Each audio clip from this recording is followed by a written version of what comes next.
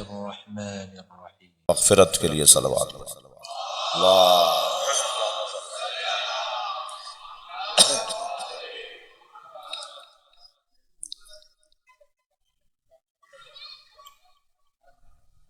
قرآن مجید کی ایک منفرد اور خاص پیغام رسا آیت، آیہ کریمہ معارف اور مفاہیم کا ایک دسترخوان ہے۔ یہ آیت جو میں نے آپ کے سامنے تلاوت کی ہے، یہ سماجیات، اخلاقیات، سیاسیات، معاشیات اور گھریلو امور کی بہترین رہنما آیت ہے۔ یوں تو قرآن کی ہر آیت ہمارے لیے، صلوات پڑھ لیں ذرا محمد و آل محمد،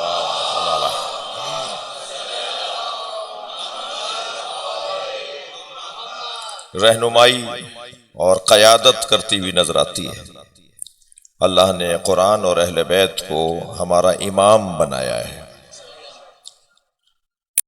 بہت سی آیات تو قرآن میں ایسی ہیں جو ہر جگہ ہر لمحے ہماری رہنمائی کرتی ہیں۔ کچھ آیتوں کو تو فریم کروا کے، تغرا بنوا کے گھر میں لگانے کی ضرورت ہے، تاکہ آتے جاتے ان آیتوں پر نگاہ جائے اور وہ آیتیں ہمارے رستوں کو سیدھا کریں۔ مثلا سورہ مبارکہ تکویر کی امو آیت فَأَيْنَ تَذْهَبُونَ مکمل آیت ہے، اسے فریم کروانا چاہیے۔ الحمدللہ یہاں بھی کچھ سورے فریم، کچھ تغرے لگے ہوئے ہیں، کچھ فریم بنے ہوئے ہیں۔ فَأَيْنَ تَذْهَبُونَ کہاں جا رہے ہو؟ پوری آیت ہے۔ اللہ ہم سے پوچھ رہا ہے کہاں جا رہے ہو؟ جاتے ہوئے انسان سے اللہ پوچھ رہا ہے کہ کہاں جا رہے ہو؟ جانے کا جواب ہے تو جاؤ، ورنہ کہاں جا رہے ہو؟ صلوات پڑھ لیں ذرا محمد و آل محمد۔ اگر اللہ کو جواب نہیں دے سکتے کہ کہاں جا رہے ہو تو کیوں جا رہے ہو؟ قرآن کی وہ آیات جو مثلا الم یعلم ان اللہ یرا، یہ آیت، یہ بھی فریم کروانے والی آیت ہے۔ البتہ مرزا صاحب یہ کئی جگہ میں یہ بات کر چکا ہوں، تو میں نے کئی گھروں میں مجھے اب نظر آنے لگا ہے کہ یہ آیتیں فریم کروائی جا رہی ہیں۔ تو قرآن اگر ہمارے ذہنوں کا حاکم بن جائے تو پھر کسی اور باطل حکمران کو تصور ہی نہیں کیا جا سکتا۔ الم یعلم بان اللہ یرا، کیا تم نہیں جانتے کہ اللہ دیکھ رہا ہے؟ اب یہ آیت ایسی نظارت کرتی ہے ہمارے اعمال کے اوپر۔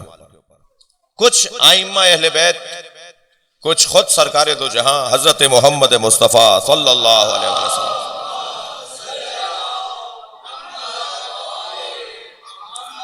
فرامین ہیں، جن احادیث کو، جن فرامین کو ہمیشہ یاد رکھنے کی ضرورت ہے۔ مثلا مولا علی فرما رہے ہیں الدہر یومان، ہمارے بہت سارے مسئلے اس مولا کی دی ہوئی سوچ سے حل ہو جائیں گے۔ یہ مولا کا دیا ہوا پیغام ہمارے 85 مسئلوں کا حل ہے۔ مولا فرما رہے ہیں الدہر یومان، زمانہ 2 دن کا ہے۔ پہلے تو علی نے ہماری زندگی کو کتنا خلاصہ کر دیا، ہمارے سارے معاملات کو مولا علی نے کتنا خلاصہ کر کے پیش کر دیا۔ فرماتے ہیں الدہر یومان، زمانہ 2 دن کا ہے، یوم لکا و یوم علیکا، ایک دن تمہارے حق میں رہے گا، ایک دن تمہارے خلاف رہے گا۔ صلوات پڑھ لیں ذرا محمد و آل محمد۔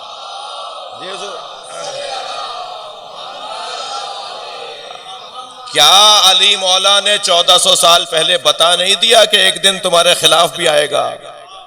کیا علی مولا نے بتا نہیں دیا تھا کہ ایک دن خوشحالی کا بھی آئے گا؟ تو اگر آج خوشحالی کا ہے تو کل دوسرا انتظار ہونا چاہیے، اور اگر آج پریشانی کا ہے تو کل دوسرا انتظار ہونا چاہیے۔ بڑا نام ہے محمود غزنوی کا، جس کے بارے میں وہ شعر مشہور ہے کہ ایک ہی صف میں کھڑے ہو گئے محمود و ایاز، نہ کوئی بندہ رہا نہ کوئی بندہ نواز۔ محمود غزنوی کا ایک نوکر تھا جس کا نام ایاز تھا وہ نوکر، مگر اتنا ذہین تھا کہ وزیروں سے زیادہ قریب تھا محمود غزنوی کے۔ ایک تو ایسا بھی وقت آ گیا کہ دربار میں جو کرسیاں وزیروں کی لگتی تھیں تو اب کرسی ایاز کی بھی لگنے لگی۔ تو کسی کو اعتراض ہو یا نہ ہو، انہیں اعتراض ہوا جن کی پہلے سے کرسیاں تھیں، کیونکہ یہ انسان کی کمزوریوں میں سے کمزوری ہے، ہر نئے آنے والے سے پریشان ہوتے ہیں، کہنے لگے جی اس کو اتنا احترام کیوں دیا جا رہا ہے؟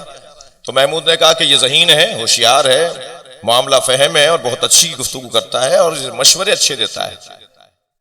تو لوگ مان نہیں رہے تھے، تو آزمانے کے لیے کچھ اس نے منظر بنائے، ان میں سے ایک منظر یہ بنایا، محمود کہنے لگا کہ آج دربار میں میرے جتنے وزیر ہیں وہ سب مجھے ایک جملہ بولیں کہ جو مجھے انتہائی غم میں بھی، پریشانیاں جب مجھے گھیر لیں، الجھنیں جب میرے گرد چکر کاٹ رہی ہوں، تو وہ ایک جملہ مجھے ان پریشانیوں میں سکون پہنچائے، اور وہی جملہ جب انتہا درجے کی خوشی مل رہی ہو اور ساری مملکت میری مٹھی میں ہو اور ساری دنیا میرے تابع ہو جائے اور خوشیاں ہی خوشیاں مل رہی ہوں، تو وہی جملہ مجھے انتہائی خوشی میں بھی کام آئے۔ کوئی نہیں بتا سکا ایسا ایک جملہ کہ جو دونوں جگہ پر کام آئے۔ ایاز سے کہا ایاز تم بتاؤ، ایاز کہنے لگا حضور ایک جملہ کہوں گا جو آپ کو خوشی میں بھی کام آئے گا اور پریشانیوں میں بھی کام آئے گا۔ کہا کہو۔ کہنے لگے حضور یہ وقت بھی گزر جائے گا۔ صلوات پڑھ لیں ذرا محمد و آل محمد۔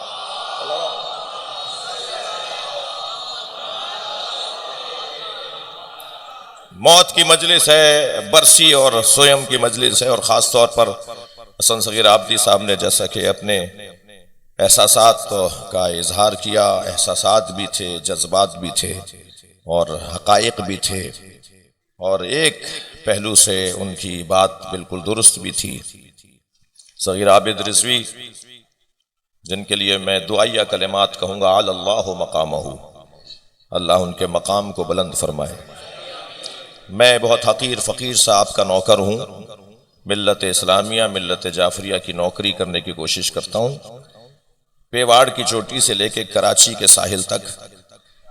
میں اگر مجھ سے آپ پوچھیں نا کہ ٹیبل ٹاک کے لوگ، مذاکرات کے ذریعے اپنے حقوق منوانے والے لوگ، مذاکرات کے ذریعے سے، گفتگو کے ذریعے سے اپنے مسائل کو حل کروانے والے لوگ آپ کے پاس کتنے ہیں، تو میں ڈھونڈ ڈھونڈ کے 5 نام نکالوں گا، جن میں شاید سب سے پہلا نام صغیر عابد کا ہوگا۔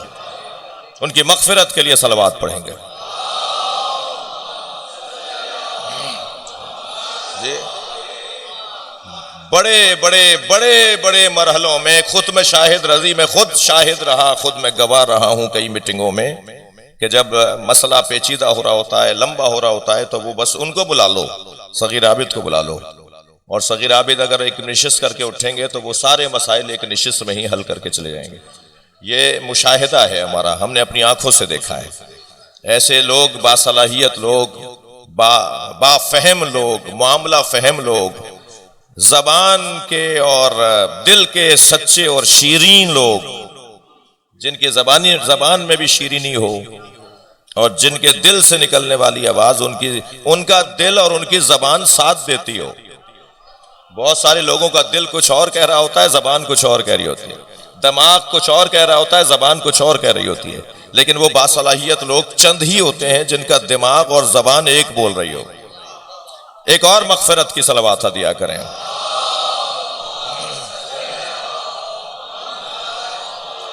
آپ اس سے اچھی صلوات ہدیہ کر سکتے ہیں۔ اللہم صل علی محمد و آل محمد۔ قرآن مجید کی وہ آیات، اللہ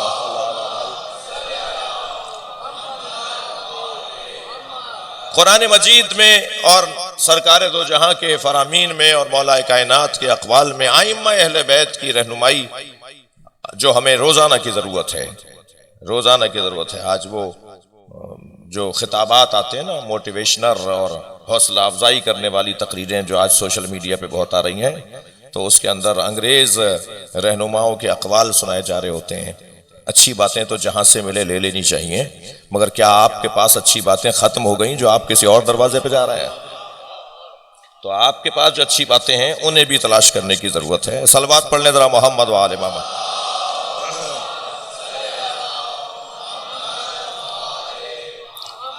ان آیات میں سے ایک آیت جو حوصلہ افزا آیت ہے، جو مسائل کا حل پیش کرنے والی آیت ہے، وہ یہ آیت کریمہ ہے۔ ارشاد ہو رہا ہے وَقَضَىٰ رَبُّكَ أَلَّا تَعْبُدُوا إِلَّا إِيَّاهُ، تمہارے رب کا حتمی فیصلہ ہے کہ اس کے علاوہ کسی اور کی عبادت نہ کرنا۔ لفظ قضا، ہم قاضی کو بھی قاضی اس لیے کہتے ہیں کہ وہ فیصلہ سناتا ہے، ہم موت کو بھی قضا اس لیے کہتے ہیں کہ وہ زندگی کا فیصلہ ہوتا ہے۔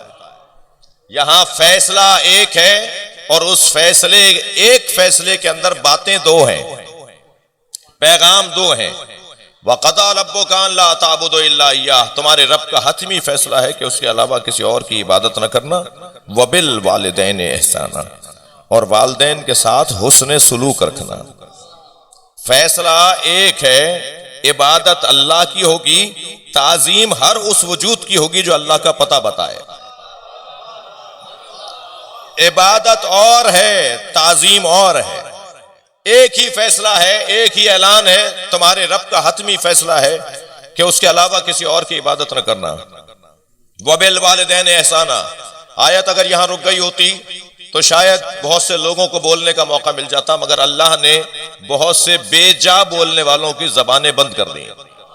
اور وہ کیا ہے بے جا بولنا، جس کو جواب اللہ اس آیت کے دوام میں اور استدام میں دے رہا ہے۔ ارشاد ہو رہا ہے، اللہ اعلان کر رہا ہے اما یبلغن عندک الکبر احدہما او کلاہما، اگر ان میں سے ایک یا دونوں تمہاری زندگیوں میں بوڑھے ہو جائیں۔ اب یہاں احساسات اور جذبات کا استعمال ہے۔ قرآن اور نفسیات کے اوپر پی ایچ ڈی کی ہے کچھ دوستوں نے۔ قرآن اور نفسیات، نفسیات بھی سیاسی نفسیات علیحدہ ہیں، معاشی نفسیات علیحدہ ہیں، زراعت پیشہ لوگوں کی نفسیات علیحدہ ہیں، تاجروں کے نفسیات علیحدہ ہیں، گھریلو نفسیات، زوجات کی نفسیات علیحدہ ہیں، اولاد کی نفسیات علیحدہ ہیں۔ تو خود نفسیات کے بارے میں جو قرآن نے رہنمائی کی ہے، میں ان بچوں اور جوانوں کے لیے موضوع دے رہا ہوں کہ کبھی قرآن پڑھ رہے ہو نا، تو قرآن پڑھنے کے ساتھ ساتھ یہ تلاش کرنا شروع کرو کہ اللہ نے نفسیات سے متعلق قرآن میں کیا رہنمائی دی ہے۔ اور سارا مسئلہ ہی میرے بچوں اور جوانوں، میں بزرگوں سے دعا چاہتا ہوں، آپ کے لیے کچھ کہہ رہا ہوں، جوانوں کے لیے، سارا مسئلہ ہی نفسیات کا ہے۔ احساسات اور جذبات کو سمجھ لینے والا ہی حکیم امت ہوا کرتا ہے۔ وہ چاہے تو معاشرے کی اصلاح کر لے جو احساسات اور جذبات کو جانتا ہو۔ اگر احساس ہی ہمیں نہیں ہوگا، پتہ ہی نہیں ہوگا کہ فلاں کیسے سوچتا ہے، کیسے، کون کیا سوچتا ہے، اس وقت تک کوئی کسی کی رہنمائی نہیں کر سکتا۔ اور اس حوالے سے جتنی رہنمائی مولا علی نے کی ہے، علی کے علاوہ کسی کو سجتی نہیں ہے۔ مالک، میں تمہیں جہاں گورنر بنا کے بھیج رہا ہوں، رحمانی صاحب، میں تمہیں جہاں گورنر بنا کر بھیج رہا ہوں، وہاں تمہارے دو بھائی رہتے ہیں، اما اخ لک فی الدین، یا تمہارے دین میں تمہارے بھائی ہیں۔ بھائی سنی کو سنی سے پیار ہونا یہ فطری ہے، ہندو کو ہندو سے پیار ہونا یہ فطری ہے، شیعہ کا شیعہ سے پیار ہونا یہ فطری ہے، مگر کہیں یہ پیار معاشرے میں عدالت کو نہ کھو دے، بے عدالتی کو نہ لے آئے، معاشرے کے فساد کا سبب نہ ہو جائے۔ اب علی حل دے رہے ہیں، تمہارے دو طرح کے بھائی وہاں رہتے ہیں، ایک جو تمہارا دین میں بھائی ہے، ایک وہ جو انسان ہونے میں بھائی ہے۔ کیا حل دیا ہے علی نے مسئلوں کا، صلوات پڑھیں ذرا محمد و آل محمد۔ جی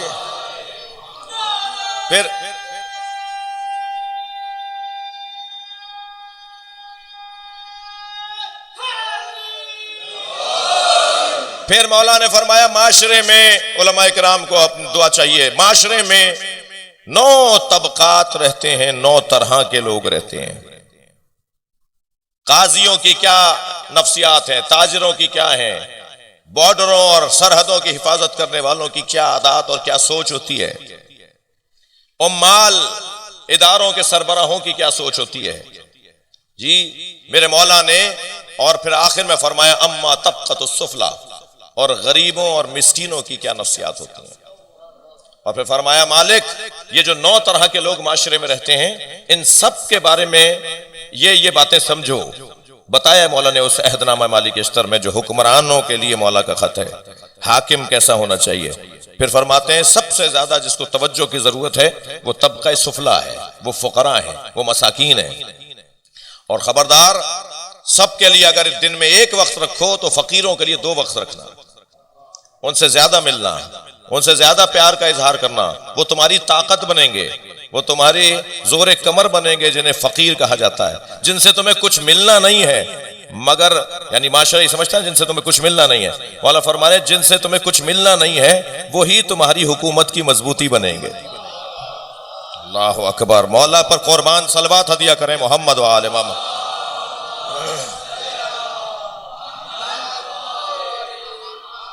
اور بات آ گئی ہے تو مولانا ایک حدیث ہدیہ کر رہا ہوں. نبی فرماتے ہیں یا علی زینک اللہ بالزہد فی الدنیا ووہب لک حب المساکین. اللہ نے تمہیں، نبی فرما رہے ہیں یا علی، اللہ نے تمہیں دنیا میں 2 چیزوں کے ساتھ سجا کر بھیجا ہے. اللہ نے اپنے خود سے تمہیں سنوارا ہے، اللہ نے تمہیں سجایا ہے، 2 چیزوں سے تمہیں سجایا ہے. فرماتے ہیں سب سے پہلی چیز، تم دنیا میں زاہد ہو. ساری دنیا تمہارے پیروں میں آ جائے تب بھی تم دنیا کی طرف راغب نہیں ہوتے ہو. تم بہترین حاکم بھی ہو جاؤ گے تو دنیا کی طلب تمہیں نہیں ہوگی. یہ اللہ نے تمہیں سجایا ہے، یہ صلاحیت اللہ نے تم میں رکھی ہے. یا علی زینک اللہ بالزہد فی الدنیا، تمہیں دنیا میں زاہد بنا کر بھیجا ہے. وَوَهَبَ لَكَ حُبُّ الْمَسَاكِينَ، اور دوسری چیز جس سے تمہیں سجا کر بھیجا ہے، تمہیں مسکینوں سے پیار کرنے والا بنا کر بھیجا ہے. مالک اشتر فرماتے ہیں کہ علی فقیروں سے اتنا پیار کرتے تھے، علی کا فقیروں سے اتنا پیار ہے کہ کبھی کبھی میرا دل بھی کرتا ہے کاش میں بھی فقیر ہوتا، کہ علی جیسا ان سے پیار کرتے ہیں ایسا مجھ سے بھی تو ہو جاتا. یہ مولا کی ذات. اس آیت کے اندر جو میں نے آپ کے لیے آپ کے ساتھ اس پہ غور کر رہا ہوں، اس میں اللہ نے نفسیات کو شامل رکھا ہے. جوانی کی نفسیات اور ہوتی ہیں، بڑھاپے کی نفسیات کچھ اور ہوتی ہیں، خواتین کے احساسات کچھ اور ہیں، بچوں کے احساسات جذبات کچھ اور ہیں. جذبات کا اور احساسات کا اگر خیال کر لیا جائے، کون کیا کیسے سوچتا ہے، تو گھروں کے فساد بھی ختم ہو جائیں، معاشرے کی اصلاح بھی شروع ہو جائے. فرمایا اما یبلغن عندک الکبر احدہما او کلاہما، ان میں سے ایک یا دونوں تمہاری زندگیوں میں اگر بوڑھے ہو جائیں، بڑھاپے کی قید لگائی ہے، بوڑھے ہو جائیں. اب جب یہ تمہاری زندگیوں میں، یعنی تم جوان ہو اور یہ بوڑھے ہیں، تو فلا تقل لہما اف، انہیں دونوں کو البتہ لا تقل لہما واغفر لہما قل لہما. جی یہاں لہما دونوں کی بات ہو رہی ہے، اللہ دونوں کی بات کر رہا ہے. اولاد کو، مجھے جملہ سوچنے دیجئے کہ میں کیا بولوں، معاشرے میں تو پارٹی کہا جاتا ہے، اولاد کو طرفدار نہیں ہونا چاہیے. اگر ماں باپ کا جھگڑا ہے نا تو تمہارا کیا کام کہ تم ابا کی طرف چلے گئے اور اماں کے مخالف ہو گئے، تمہارا کیا واسطہ کہ تم اماں کے ساتھ آ گئے اور ابا کے مخالف ہو گئے. تمہیں دونوں کا احترام ایک جیسا کرنا ہے.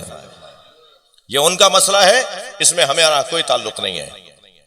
لہما ارشاد اور قل لہما ولا تقل لہما اف، خبردار انہیں اف بھی نہ کہنا. تنہرہما، انہیں جھڑک کر بات نہ کرنا. وقل لہما قولا کریما، اور جب ان سے بات کرنے لگو تو قول کریم، میٹھا دھیما پیارا لہجہ، سوچ کے بولنا کون سا لفظ انہیں اچھا لگتا ہے. جملہ کہہ دوں، سیاستدان بھی بعض تشریف فرما ہوں گے. سیاست تو ماشاءاللہ ہمارے ہاں کوئی شاید سیاست سے آشنا نہ ہو. اللہ نے گورنر سے بات کرنے کا سلیقہ نہیں بتایا، اللہ نے صدر سے بات کرنے کا سلیقہ نہیں بتایا، ماں باپ سے بات کرنے کا سلیقہ بتایا ہے. جہاں بات کرنے کا سلیقہ بتایا ہے وہ ہے والدین، کیسے بولنا ہے. قولاً کریما، ہر زبان کا قول کریم علیحدہ ہے. سندھی میں اگر میں ایک بات میٹھی بولی جاتی ہے، وہی اگر میں اردو میں ترجمہ کر دوں شاید وہ بھونڈی ہو جائے. اور جو اردو میں اچھے الفاظ بولے جاتے ہیں اس کو اگر میں فارسی میں ترجمہ کر دوں شاید بھونڈے ہو جائیں. ہر زبان ہر شخص خود طے کرے کہ مجھے کیا بولنا ہے. ہر زبان بولنے والا طے کرے گا کہ مجھے کیسے اپنے والدین سے بات کرنی ہے. قولا کریما. پھر آگے بات یہاں تک کیا بولنا نہیں اور جھڑک کر بات نہ کرنا بولنے کی بات. پھر کیا بولیں؟ اچھا یہ بھی حل دیا ہے قرآن نے. فلاں لیور برادر کی فلاں یہودی کمپنیوں کی چیزیں اٹھا لو مارکیٹوں سے. پھر کیا رکھیں؟ وہ ساری چیزیں مارکیٹوں سے اٹھا لیں تو رکھیں کیا؟ سارے ٹی وی توڑ دو, سارے چینل بند کر دو. پھر کیا کریں؟ کیا زمانے سے کٹ جائیں؟ تم کٹ جاؤ گے تو زمانہ رکے گا نہیں تمہاری وجہ سے. ہمارے ہاں اعتراض تو ہوتا ہے, حل نہیں بتایا جاتا. ہمارے ہاں چیزوں کو تو ہٹانے کی بات ہوتی ہے, چیز لانے کے لیے کوئی مشورہ نہیں ہوتا. اب یہاں اللہ اگر کہہ رہا ہے کہ اف مت کہنا, جھڑک کر بات نہ کرنا, تو پھر کیا کریں؟ اللہ حل دے رہا ہے کہ کرنا کیا ہے تمہیں. یہ نہیں کرو مگر یہ کرو. یہ قرآن کے قاعدے ہیں جن پہ غور کریں تو ہمارے سماجی مسئلے حل ہوتے چلے جائیں. صلوات پڑھیں محمد و آل محمد.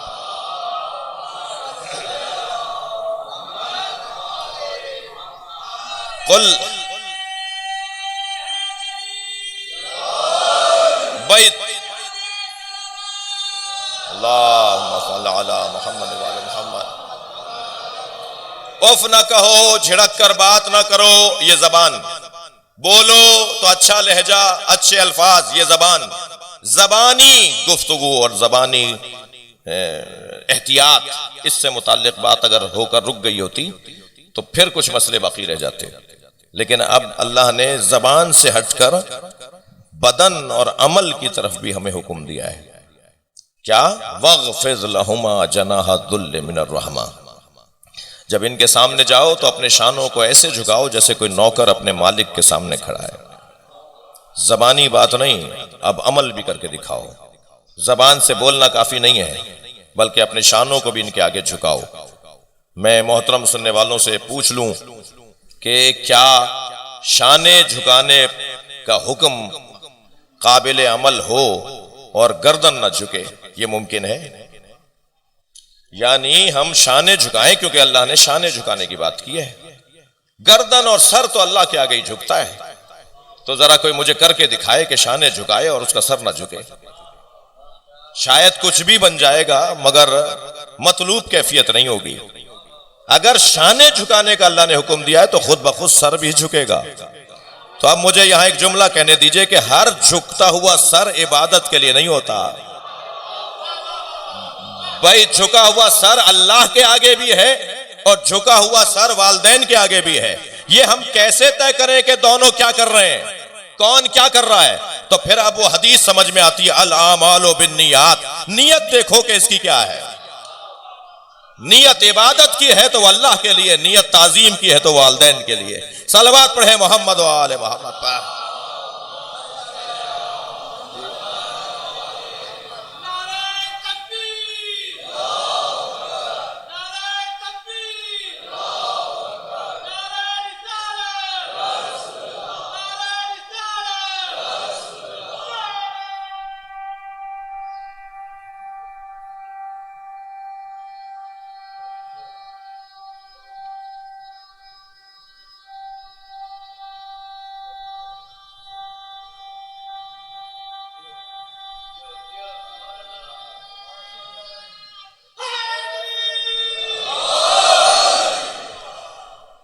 توجہ ہے.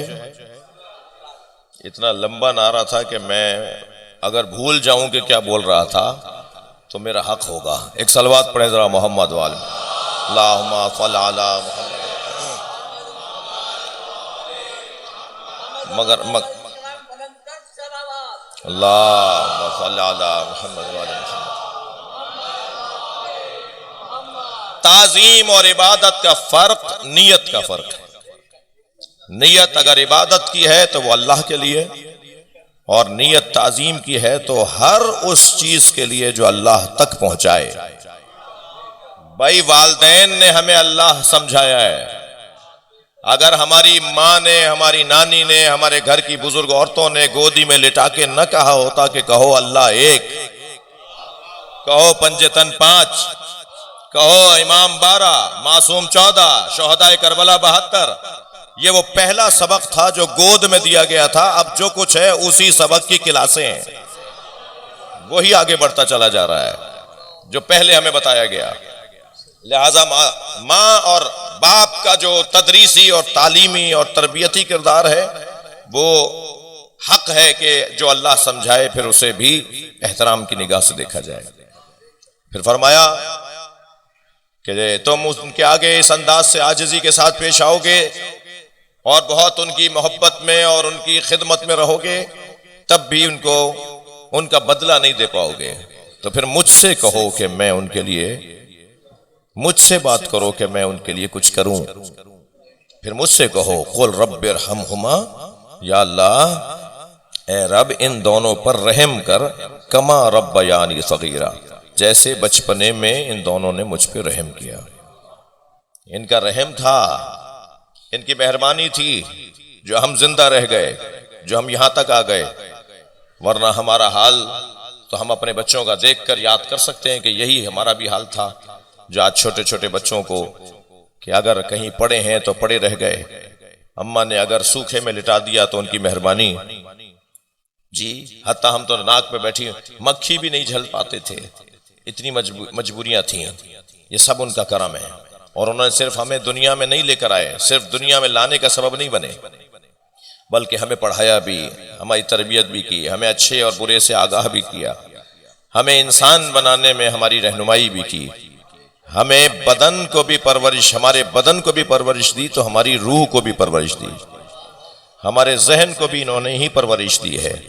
مجھے بتا دیجئے آج اگر آپ مجلس میں بیٹھے ہیں تو کیا آپ پر آپ کی ماں اور باپ کا احسان نہیں ہے؟ یہ انہی بزرگوں کا احسان ہے کہ آپ مجلس میں بیٹھے ہوئے ہیں، یہ انہی کی دی ہوئی تربیت ہے۔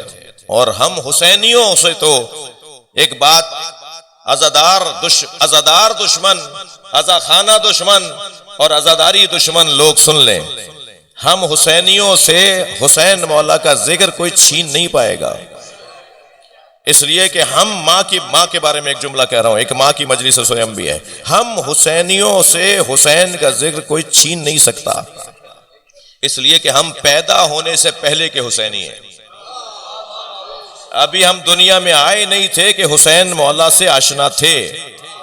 ماں کے شکم میں بچہ بولتا نہیں ہے، سونگھتا نہیں ہے، لمس نہیں کرتا، دیکھتا نہیں ہے، حواس خمسہ میں 4 حصیں بچے کی کام نہیں کرتی، بس ایک حص ہے جو کام کرتی ہے، وہ ہے سماعت۔ ہماری ماں کا ہم پر احسان ہے کہ جب وہ مجلس میں ہمیں لے کے جاتی تھی، ابھی ہم دنیا میں آئے نہیں تھے کہ حسین سے آشنا تھے، لہذا ہم سے ذکر اہل بیت چھینا نہیں جا سکتا۔ ماں کی مجلس ہے، ماؤں کے لیے ایک جملہ کہوں گا، مجلس میں خواتین بھی تشریف فرما ہے، کہ اپنے بچوں کی تربیت ولادت کے بعد اور پلے گروپ میں اور نرسری میں بھیجنے کے بعد نہ شروع کیجئے، لیٹ ہو جائیں گی، دیر ہو جائے گی۔ اسکول میں داخل ہونے کے بعد بچوں کی تربیت کا نہ سوچیے، ابھی تو اسکول جانے والا نہیں ہے، ابھی جو چاہے کرتے رہے، وہ جو چاہے کرتا رہے، مگر وہ آپ کو آئیڈیل مانتا ہے، وہ آپ کو مثالی مانتا ہے، وہ آپ کو نمونہ عمل مانتا ہے، انہی جوتیوں میں پیر ڈالتا ہے جو آپ نے پہنی ہوئی تھیں، وہی کنگھا بالوں میں پھیرنا چاہتا ہے جس سے ابھی آپ بال بنا رہے تھے، وہی پین آپ سے لے کر لکھنا چاہتا ہے جس سے آپ لکھ رہے تھے۔ آپ کتنا ہی اسے دوسری چیز دے دیں وہ کہتا ہے مجھے یہ چاہیے، اس لیے کہ اس کے نزدیک آپ آئیڈیل ہیں اور آپ کی چیز کو لینا چاہتا ہے۔ جب وہ آپ سے پین اور جوتیاں مانگ رہا ہے تو آپ سے اعمال نہیں مانگے گا، آپ سے آپ کے رویے نہیں مانگے گا، آپ سے آپ کے معاملات کو نہیں مانگے گا، تو یقیناً اس کی تربیت شروع ہو جائے گی جب وہ یہ بات محسوس کرنے لگے۔ اور پھر یہاں تو آداب اسلامی میں یہ ہے کہ اس حجرے میں بھی ماں باپ ایک دوسرے سے تعلق نہ رکھیں جس حجرے میں قریب بچہ لیٹا ہوا ہو، اس حد تک وہ جانتا ہے اور حس رکھتا ہے۔ تو ہمیں ماں باپ کو، والدین کو بچے کی تربیت کا اس وقت سے آغاز کرنا ہوگا جب بچہ ماں کے شکم میں آ چکا ہے، یہ سن رہا ہے تو اسے وہ بات سنائی جائے جو سننے کی ہے۔ صلوات پڑھ لیں محمد و آل محمد۔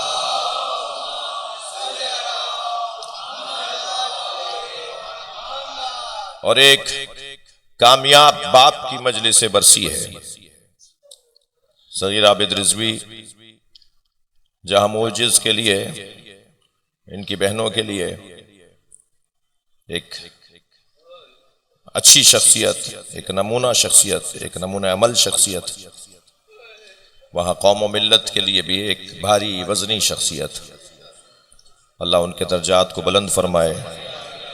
ایک ایسا باپ جو صرف اپنے بچوں کے لیے باپ نہیں تھا بلکہ قوم کے بچوں کا باپ بھی تھا۔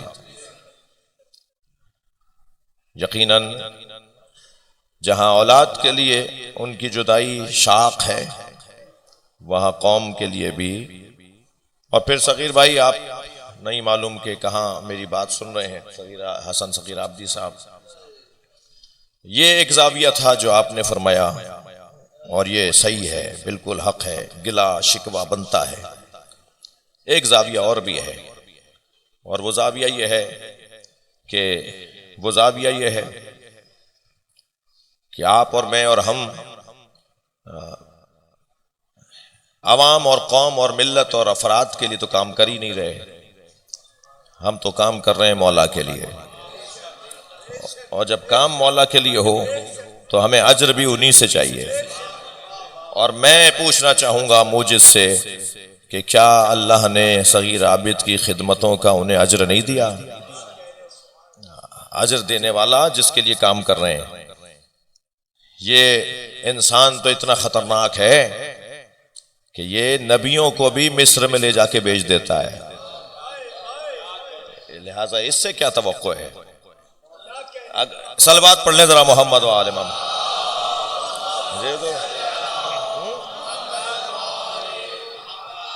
یہ تو اگر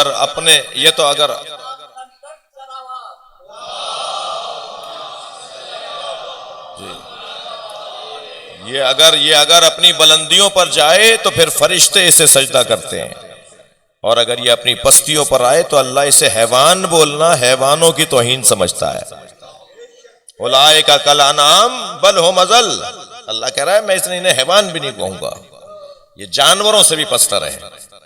تو اگر عمومی بات کر رہا ہوں، اگر کہیں قدردانی نظر نہ آ رہی ہو تو اس انسان نے تو اس کی قدر نہیں کی کہ جس کی وجہ سے زمین و آسمان ٹھہرا ہوا تھا۔